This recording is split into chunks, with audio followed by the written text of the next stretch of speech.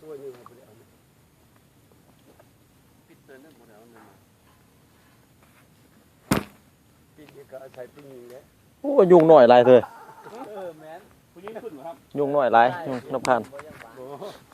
ใช้ผู้หญิงมันมีเครื่องมันมีโถงเตยดิ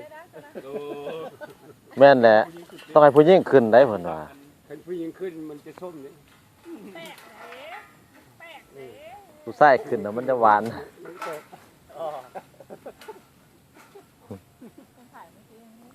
เป็นจริงก็งานนี้ แซ่บอยู่แต่ว่าอยาก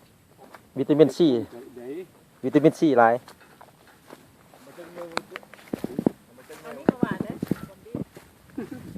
มีสัญญาณว่าแก้สิ้น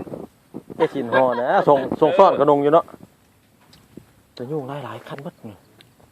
ยุงน้อยๆน่ะดูได้ป่ะนี่ตรงยางเขาอ่ะชินเขาอันนี้นะ อยู่ในแห่งละนี่เสื้อหัวหน้าคนนี้นี่ แก้เสือแล้วยุ่ง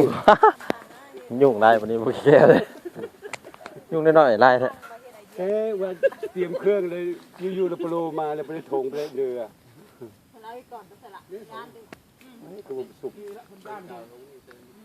ซอกตอกห้อยเอาห้อยหน่วยโขมเอาอยู่ในรถอันนี้มั้ง นี่โดยเดียว